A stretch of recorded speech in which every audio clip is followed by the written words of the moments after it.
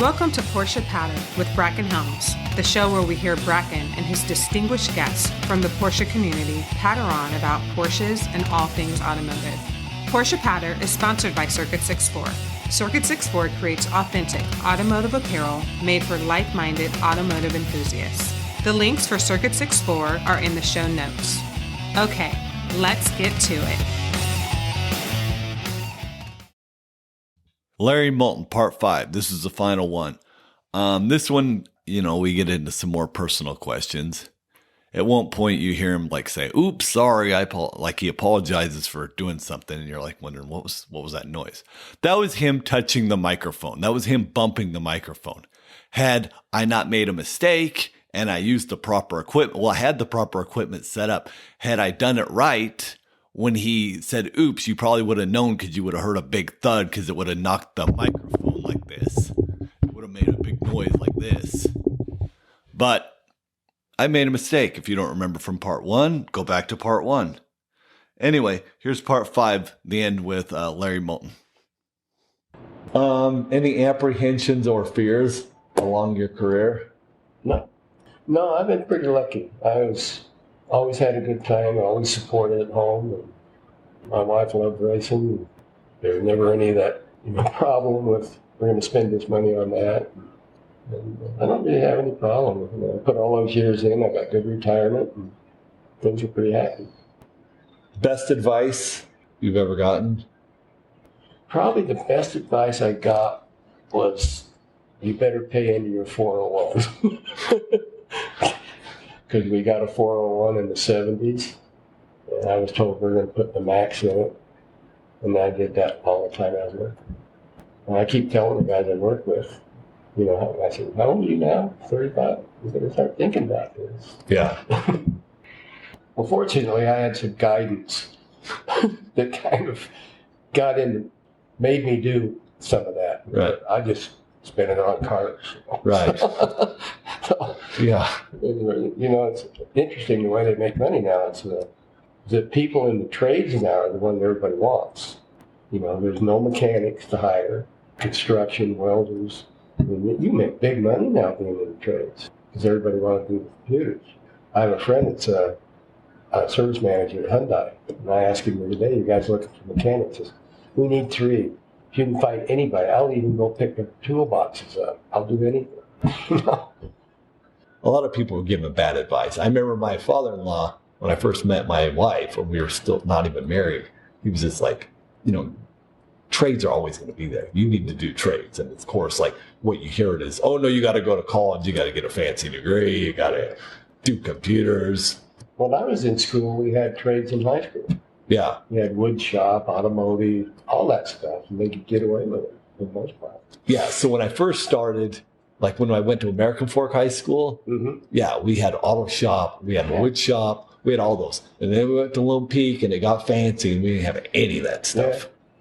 Yeah, it's in demand now, which the guys that I know up to Porsche, they're really doing well.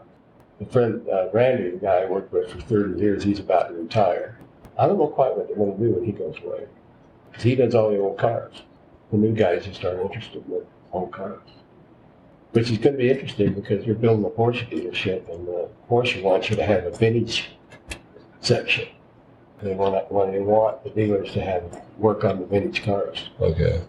Which is it was good for me, all those years. And fortunately, working for that family-run dealer, I didn't have to deal with all the corporate stuff. It was pretty laid back. Any advice you wish you would have followed that you didn't? I probably should have kept my 67S. I wish I'd have kept that. Everybody came, "Why you didn't sell that?" I should have kept that. And, but nothing. I was thinking about this here tonight, and I'm pretty fortunate. I'm still doing what I want. I have good health, I have a good job. Never rich, but we did everything we wanted. I had a saying I always tell people. I said that when we're in the rest home, I'm going to be in the nursing home with the rich guys. And I'm going to have an aluminum walker, and they're going to have a gold one, but I got better stories. Yeah. So, whatever. Yeah. The most complicated thing in your life? I think since I retired, I'm almost busier than I was before. You know, I go to the kart shop every day. I think the most complicated is trying to keep this house up. Yeah. Hardest thing you have ever done? I think the hardest thing was all those years we worked on that race car. I mean, that was just obsession. I look back on it, I don't know how I did it. I mean, it was work on that thing 2-3 nights a week. It's all I worried about. Just go to work every day, do that every day. And that was probably the one thing that I devoted everything to, and it was hard. What's it called again? Tournament. Okay. If you could acquire a skill, what would it be? If I could try it, I'd probably want to be a better race car driver. If you could do a redo in life, what would it be? I don't think I'd change too much. If you could change one thing about yourself, what would it be? Take 20 years off. If you could have one wish, what would it be? One wish? Yeah. All of a sudden get so much money that my son and I could race a GT3 and I could move to France in the meantime. Why do you want to move to France? It does look like a good place to live. Yeah, my good friend, I think he's moving back to France.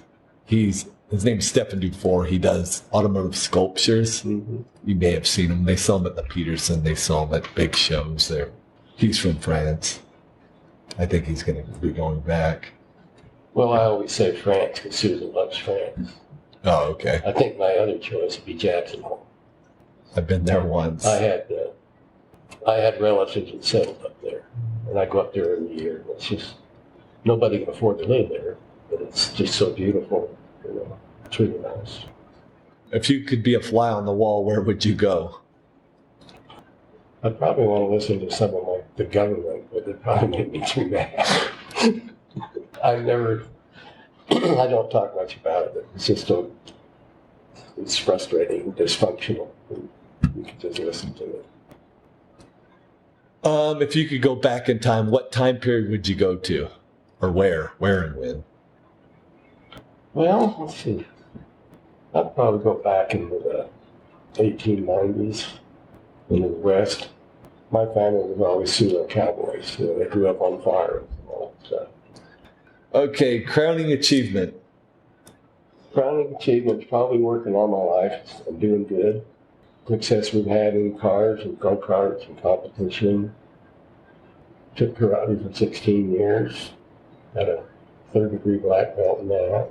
And just a lot of things that were all what I look back on as achievements. Your prized possession? Right now, it's probably a pistol my dad gave me. It's a nickel-plated 45 Colt, still in the box. That's the one thing I'd ever sell. Best memory you've had? Best memory is probably Road Atlanta, going to the runoffs every year. Most exciting person you have ever met? Probably the nicest guy that I met that was pretty exciting was Richie Gintry. Richie Gintry was running a Porsche race team back in the 70s, and he brought all the cars, they were racing out here, and he brought all the cars into the dealership. And we sat on a pile of tires, and he talked racing and all that stuff for hours. And then the other one was probably the same kind of deal with Bobby Allison, the NASCAR racer. A doctor friend of mine kept saying, I know Bobby Allison. I took care of him in Alabama. Oh, that's true. So one night he calls him and called myself and Mike, meeting that runs the shop for us. He says, Bobby Allison's in town. You want to go to dinner? So we went down, sure enough, with Bobby Allison and his wife, and we spent like 3-4 hours sitting near him telling NASCAR stories. That was really cool. Yeah. Do you have any mentors? Yeah, probably. Well, the fellow I took karate from, Bill Reinhardt.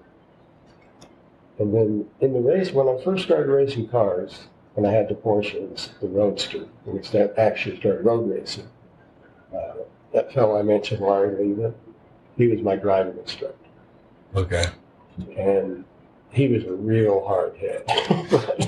but what I learned from him and the way he was, I still remember him. If you could interview or talk to anybody, who would it be? My favorite Formula One driver now is Alonso. I was going to pick somebody famous like that. What is something about yourself that other people don't know that would surprise them? Probably that I'm really not as mellow as I act. Okay. I've got a bit of a temper that I watch a lot. Okay. I'll be mindful of that. But we're almost done. No, I'm good. It's just there is a point. Yeah. So, What question would you ask yourself? I mean, I know that seems kind of ridiculous, but I don't know you. All I can do is what my dad's told me, what I want to talk about, which is selfish, and just what I want to talk about, and what I've read, and seen you through the years. well, what question would I ask myself? Just keep doing what you really want to do, and if you like doing it, just keep doing it. Okay. That's not a question, but that's kind of. Yeah, it works. Any other crazy or exciting stories that you have not told that you want to tell? Or? Oh, there's lots of stories. My son played hockey. We could go all night on that. Oh, there's a lot of things over the years. We used to have a hill climb down in Moab.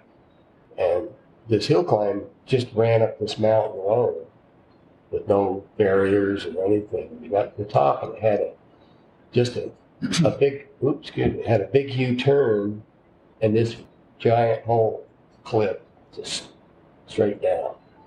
We were down there one year running it, and O.L. Beanie, he was the grandpa of Mike Beanie and Dennis Beanie, and the whole family race cars. And then Mike still runs a shot races go-kart. Anyway, he had a Lotus 18, and he got up there, and the car came down, and he flew off. And he went down in this drop-off he must have went down there 50 feet, but got caught in the rocks. It was just teetering there. And the record guys wouldn't go down there, so his sons went down and got him out. They got a cable on the car and drug it back up. So is he still in the car? He was in the car with it hanging in the rocks. We have a picture of it in the go-kart shop. Oh, man. And it was something. You had to see it. It was crazy. I guess some of the craziest stuff was just, we used to travel so much, and we'd just drive all night. And Kent, my good friend Kent, he was my crew guy. And so, my wife would go with him, my son would go with him.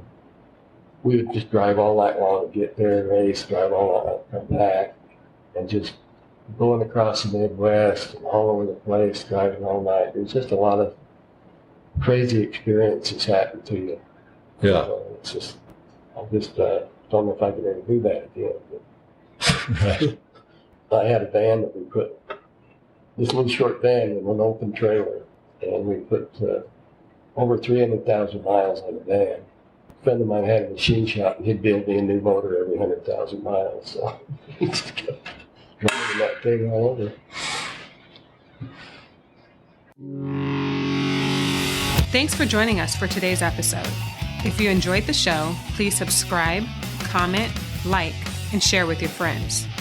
Feel free to send questions or suggestions to the email in the description of the show. Special thanks to our sponsor, Circuit 64.